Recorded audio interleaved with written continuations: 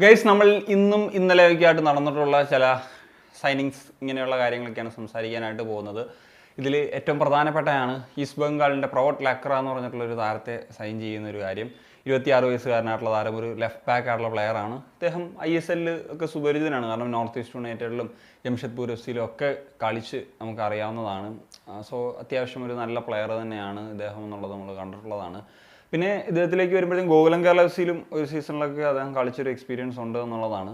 പിന്നെ ഇപ്പം ഈസ്റ്റ് ബംഗാളിൻ്റെ ഒരു ലെഫ്റ്റ് ബാക്ക് പൊസിഷനിലേക്ക് നോക്കുമ്പോൾ നിഷു കുമാർ എന്ന് പറഞ്ഞിട്ടുള്ളൊരു പ്ലെയർ ഇപ്പം എക്സ്റ്റെൻഡ് ചെയ്തിട്ടുണ്ട്. അപ്പോൾ അതിനോടൊപ്പം അവർ അഡീഷൻ എന്നുള്ള നിലയിൽ വരുന്നു. അപ്പോൾ ഇവർ തമ്മിൽ എന്താണെങ്കിലും ആ ഒരു പൊസിഷന് വേണ്ടിയിട്ടുള്ള ഒരു കോമ്പറ്റീഷൻ ഉണ്ടാകും. കാരണം ഫസ്റ്റ് ചോയ്സ് ആയിട്ട് വെക്കാൻ പറ്റുന്ന ഒരു ക്വാളിറ്റി എബിലിറ്റി ഉള്ള പ്ലെയർ തന്നെയാണ് പ്രവോട്ട് ലക്ര. പിന്നെ ഇദ്ദേഹം ഒരു ലോക്കൽ ലാഡ് കൂടിയാണ്, അതായത് കൊൽക്കത്തക്കാരൻ കൂടിയാണ്.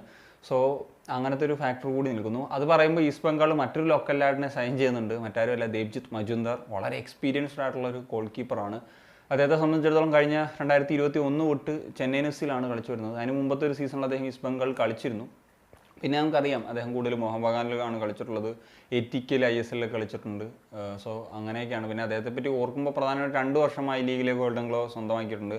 പിന്നെ 2016 ബ്ലാസ്റ്റേഴ്സിനെതിരെയുള്ള ഫൈനൽ മത്സരത്തിലെ ഒരു പെർഫോമൻസ് ഒക്കെ പക്ഷേ ഓർമ്മയുണ്ടാകും. അതൊക്കെയാണ് അദ്ദേഹത്തെ സംബന്ധിച്ച് പ്രധാനമായിട്ട് പറയാനുള്ളത്. പിന്നെ ഈ പറഞ്ഞ പോലെ ഒരു എക്സ്പീരിയൻസ്ഡ് ആണ്. 150 മത്സരത്തിൽ നിൽക്കുമ്പോൾ കരിയർ എക്സ്പീരിയൻസ് ഉള്ള ഒരു പ്ലെയർ ആണ് എന്നുള്ളത് ഫാക്ടറാണ്. പിന്നെ ഈസ്റ്റ് ബംഗാളിൻ്റെ ഗോൾ കീപ്പിംഗ് പൊസിഷനിലേക്ക് വരുമ്പോഴത്തേക്കും ഗില്ലുണ്ട്. അതിനോടൊപ്പം തന്നെ ഇപ്പോൾ കമൽജിത്ത് ഉണ്ട്.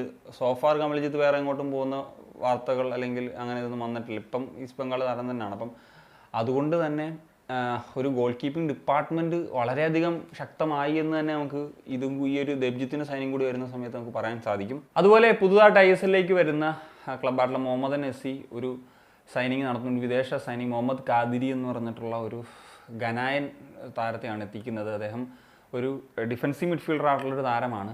ഈ ഒരു സൈനിങ്ങിലേക്ക് വരുമ്പോൾ ഞാൻ ആദ്യം തന്നെ പറയാം, അങ്ങനെ നമുക്ക് ഏറ്റവും നമ്മൾ റിലയബിൾ എന്ന തരത്തിൽ പറയുന്നവരല്ല റിപ്പോർട്ട് ചെയ്തെങ്കിലും പല ഡിഫറെൻറ്റ് മീഡിയാസ് റിപ്പോർട്ട് ചെയ്തിട്ടുണ്ട്. അതുപോലെ തന്നെ ബംഗാൾ ബേസ് ചെയ്തിട്ടുള്ള ഡിഫറെൻറ്റ് ജേർണലിസ്റ്റുകൾ, മുഹമ്മദൻ ബേസ് ചെയ്തിട്ടുള്ള ജേർണലിസ്റ്റുകളൊക്കെ റിപ്പോർട്ട് ചെയ്തിട്ടുണ്ട്. ഏതാണ്ട് 100% ഡണ്ടിയിലാണെന്നൊക്കെ തരത്തിൽ. അപ്പോൾ അതുകൊണ്ടാണ് നമ്മളൊരു വീഡിയോ ചെയ്തപ്പം ഈ ഒരു താരത്തെ പറ്റി സംസാരിക്കുന്നത്. അപ്പം ഇദ്ദേഹത്തെ പറ്റി പറയുമ്പോൾ പറഞ്ഞല്ലോ, ഗാനയുടെ ഫോമർ ഇൻ്റർനാഷണലൊക്കെ ആയിരുന്നു.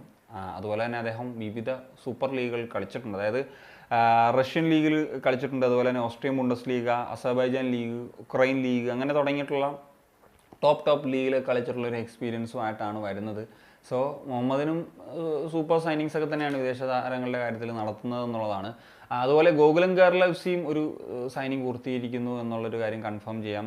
അതായത് ജോസ് ലൂയിസ് മൊറീനോ എന്ന് പറഞ്ഞിട്ടുള്ള ഒരു പ്ലെയറാണ്. ഒരു കൊളംബിയൻ താരമാണ്. കൊളംബിയയ്ക്ക് വേണ്ടി Under-20 കാറ്റഗറി കളിച്ച പ്ലെയറാണ്. പിന്നെ കൊളംബിയൻ ലീഗിലും വെനിൻസുലൻ ലീഗിലും ഒക്കെ കളിച്ചിട്ടുള്ള ഒരു പ്ലെയറാണ്.